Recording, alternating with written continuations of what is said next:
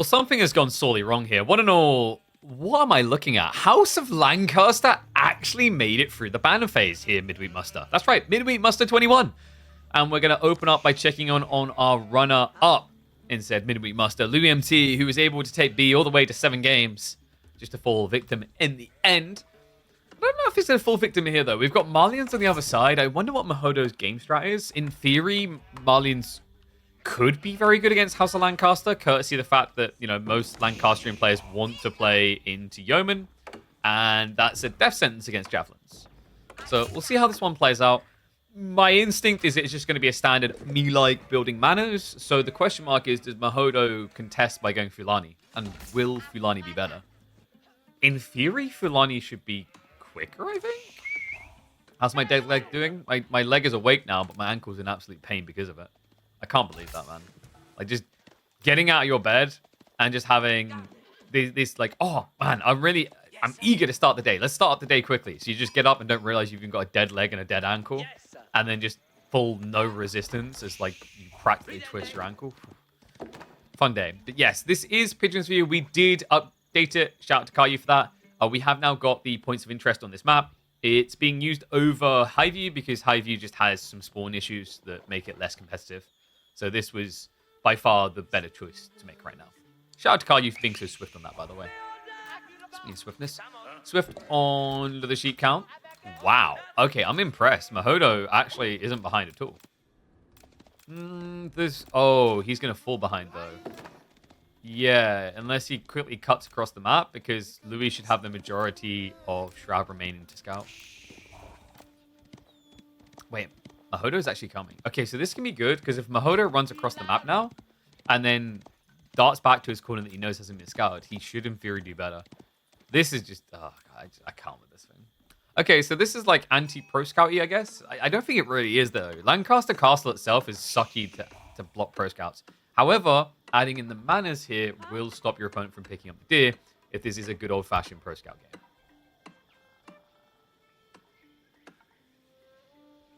Devs looked at Louis' playstyle and said, let's just... Whoa. Don't blame Louis for Lancaster. For a start, they don't wall at all. Also, I think you'll find actually what the devs done is they had a look at Divine DFP's gameplay style and was like, yep, I know what we're doing with Lancaster. We got it. Okay, so Manta coming in. Nothing too unorthodox here. I mean, there's not really any moves you can make right now.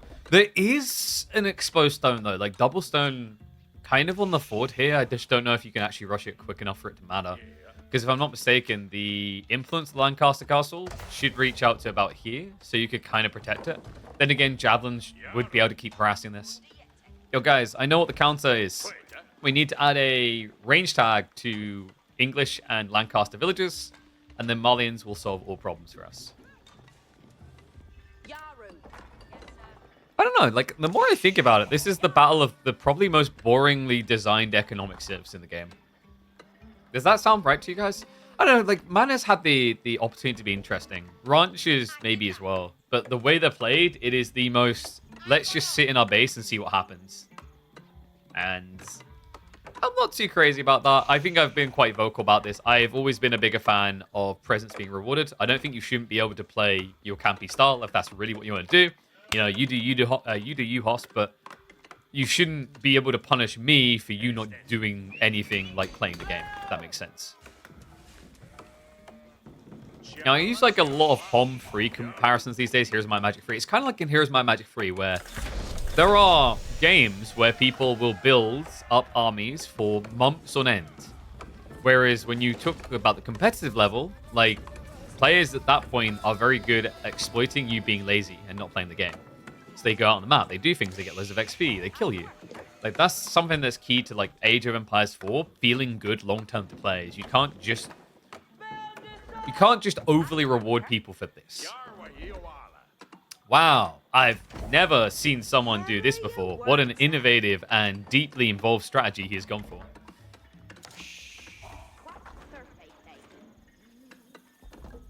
Do Lancaster and Mali have a similar power spike?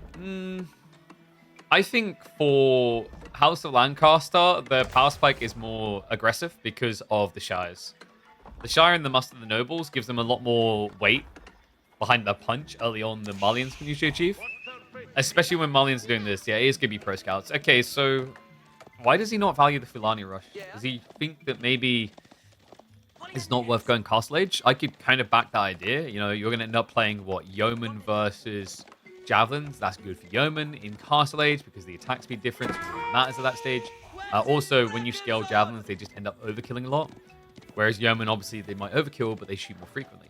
The other interesting thing, guys, is actually the House of Lancaster, I think, can counter Malians in Castle.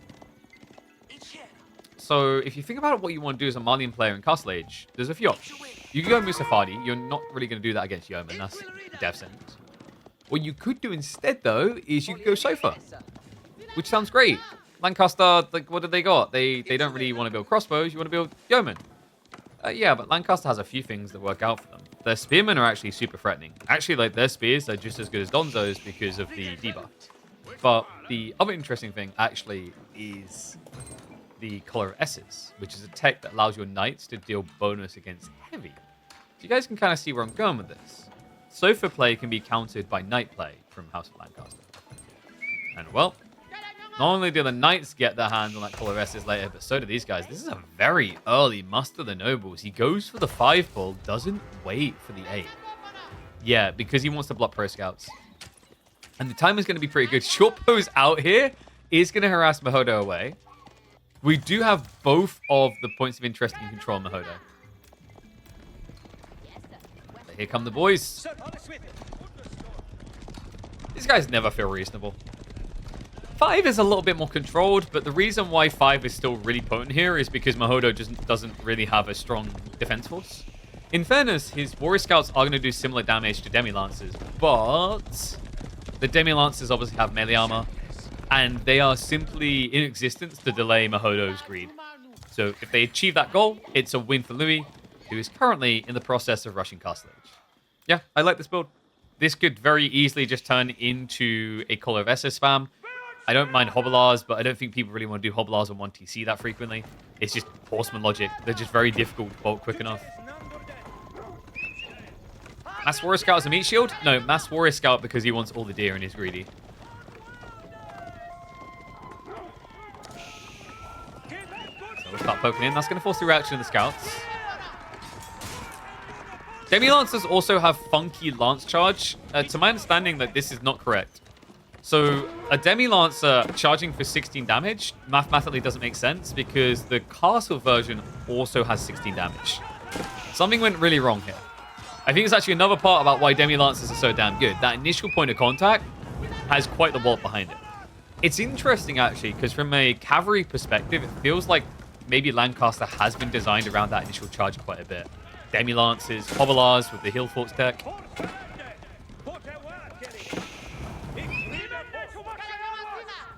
Okay, so good work being done so far by these demis.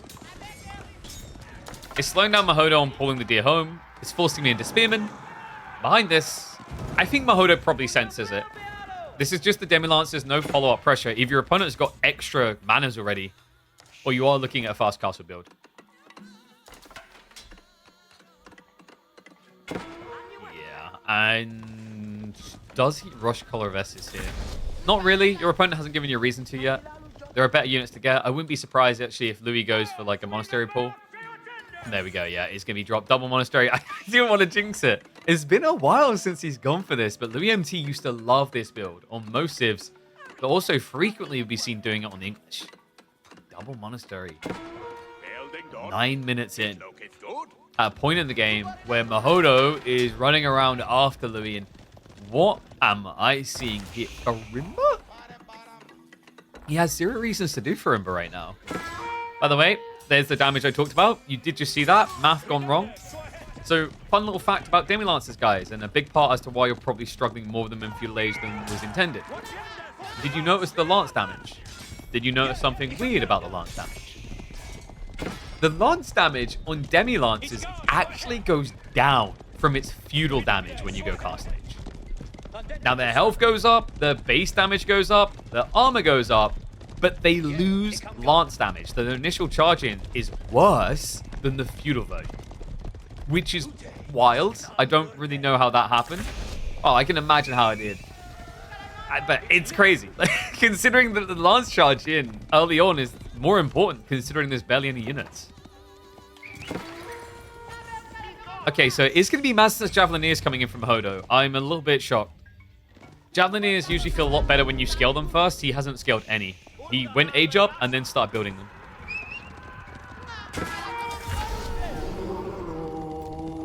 Louis already picking up 2 relics here.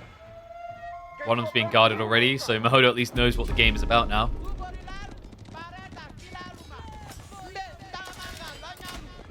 Damien Lancers are kind of struggling to protect here. So it's going to be 1 monk struck down. I wonder if Mahodo knows it's double monk, though. Oh, I may have just discovered it based on the timings. Oh, this is a nice idea for a bait and switch by Mahodo.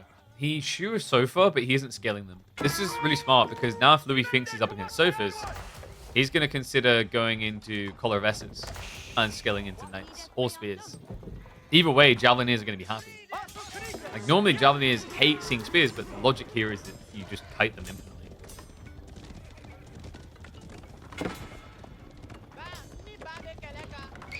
Man, Louis is holding a lot of resources in reserve.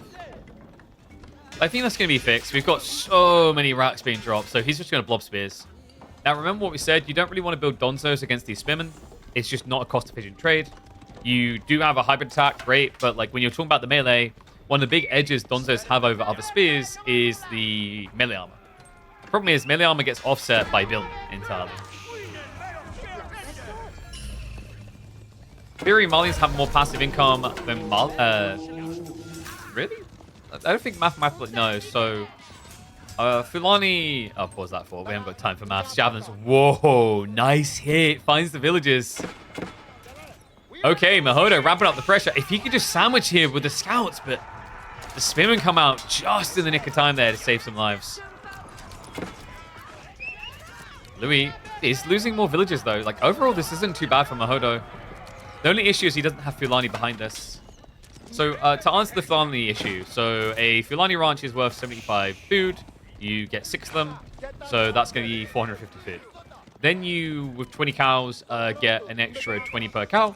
So that ends up being extra 400 food. So you're 850 passive food. And then a pit mine on average gives, let's say, 100 gold. So 850, so 350, like 300 more. Plus the Mansa, you're at 425. So you're like 1,275 passive resources when you're capped out at Castle Age. Which isn't too bad. 1,275 resources is pretty damn good. But you have to be capped out. And while your number will theoretically be higher until Scuttage comes in, by the way. Scuttage is the conversion point. The reality check is your opponent is going to be getting a lot more back, a lot more quickly with mana spam. Yeah, the 60 plus the 45, so he can go up to a total of 945. And then Scuttage adds in another 360. So, like, you are technically correct. The highest number favors Bali. But getting that high number feels a lot more difficult. This is rough. You know, back to the game, out of the maths. This is brutal. Like, what, Louis, what are we doing right now? It's 5 javelins. That's the perfect number to insta-kill. Wow, I cannot believe he actually hung around there. El.loueMT, so greedy. And speaking of that greed, it still shows in different ways, but we do have it on the way, folks. It is going to be hill training into mass hobelars. This is the true test. Javelineers have laughed in the face of horseman spam time and time again because it just feels so hard to get on top of them. I like what Louis is doing here. If he can blob hobelars, which will require some gold access, the logic is that you can have enough units to surround him. It's all about that timing. Veterancy is on the way. And by the way, there is one relic almost home that still has not made it home. Mahodo is making this game incredibly infuriating for Louis right now.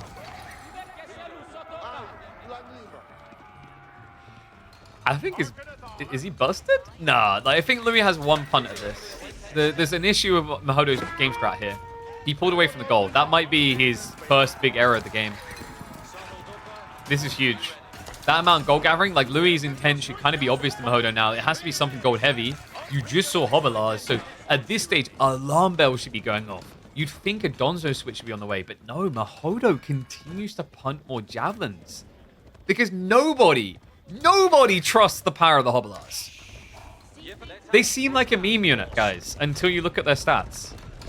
You're seeing that correctly. 22 damage on a charge. And you're also seeing that other piece correctly. Hill forts, or hill train. I keep saying hill forts too much here with my magic. Hill training does buff the bonus damage. So if you touch these javelins with a charge, it's 44 damage. Over half their HP in one strike.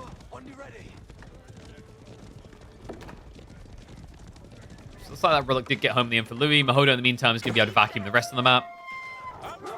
Another risky thing for Mahodo is that obviously with so many Hobelars, Louis can just split up and start raiding. And by the way, Hobelars are also a counter to Sofas. Haha, nah, I'm kidding. It's a fuel age Sofa, but in reality check, like 22 damage on a charge in is pretty good against Sofas. And you're quicker, so you can run away from it. And wow, Louis, he's actually switching Yeoman. Look at this. Yeah, because think about it from Louis' POV.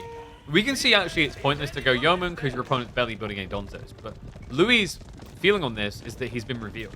His strategy is known. So if he doesn't build Donzos, if he doesn't build Longbows, Yeoman, by the way, he's going to get countered by Donzos. So it's, in his eyes, a forced transition. Cool thing is actually just how swift it can be with the Lancaster Castle. He does seem to be housed right now. Yeah, so tricky thing actually with Lancaster Castle, it functions a bit differently to alternative similar landmarks, like for example, Wingard that tries to spawn them all at once as one entity. The way these shires work is you spawn an entity one after another. So you can actually house yourself halfway through the spawn. It's very confusing. Double blacksmiths now. Louis. What is this greed? He's still going open field systems behind this. That's going to be the extra 3 manas if he somehow survives long enough. Javelin count has me a bit skeptical about the reality of that.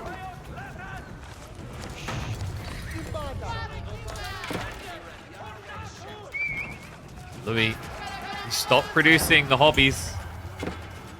Just fully focused on the Yeoman now. Can he get enough out to hold here, though? There's not many Donzos. The Hobelars are ready to rock and roll. Hobbies, they're going to dive in. They need the charge, though. He actually doesn't go for it because the spearmen are in the way. Going to start walloping him down here. Now, this is interesting, actually. Hobelars might just be the best cavalry counter to javelins. They are low investment, low HP, but it means that you overkill them constantly. That's crazy. Compare this to, say, having a few knights out or just having standard horsemen. You know, you're still going to get killed, but you can have less entities, which means your opponent is going to get better trades. Against Hobelars, attack speed is more important because damage is all but guaranteed to net a kill. But Louis has already lost the first wave. Pretty much cleared all the Donzos. Well, this could actually bait Mahodo, because I think one big error in that fight for Louis is he didn't charge. You saw it. There's barely any damage coming out. He had to run them in because of the spearmen.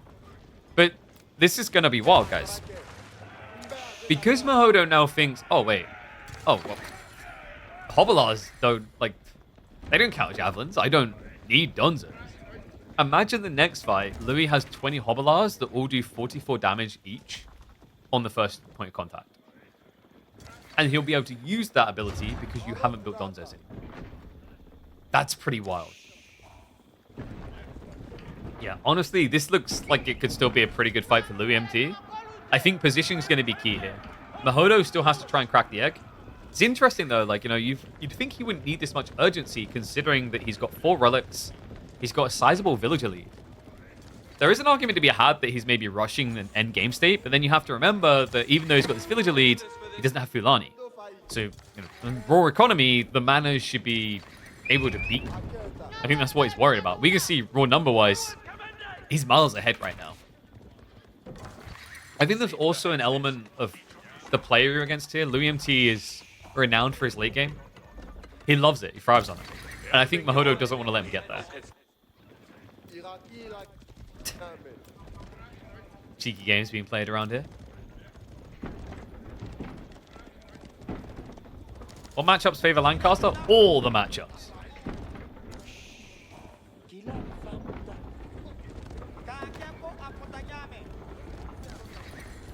Clutch staying alive. Dude, ankle rolls are crazy, and I'm still not sure I survived it.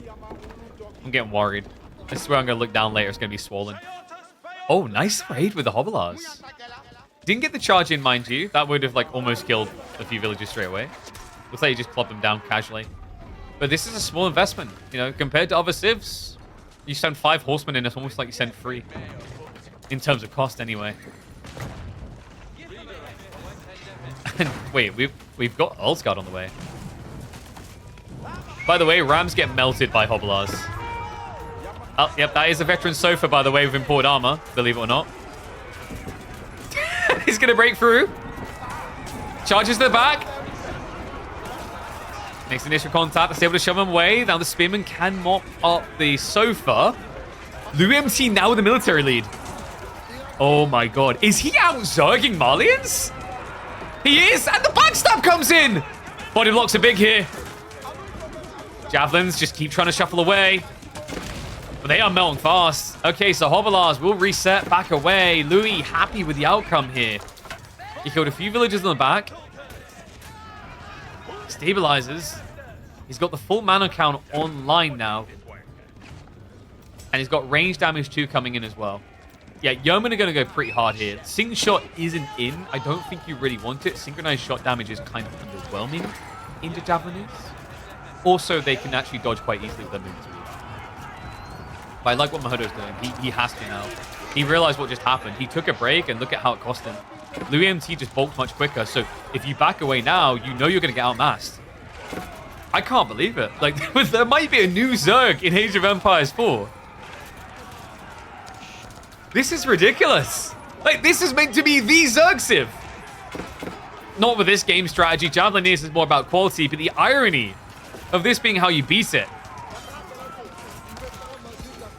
Louis in full control now. There's no dying it. Mahodo, valiant effort, but I think maybe he should have been a bit more greedy. I don't know. I don't know if it really would have worked out for him, considering El.loueMT was already massing. This is the tricky thing. If you play Farimba, you don't really have time in the game. You have to kill.